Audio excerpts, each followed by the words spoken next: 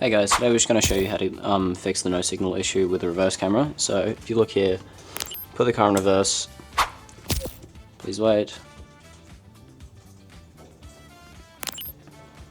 no signal. So what you need to do is, you need to make sure that, first of all, this camera plug here is connected into the head unit, the one with the CVBS RCA plug, and you need to make sure that your camera is connected to that plug there. Once those two are together, flip it back over, put it in reverse.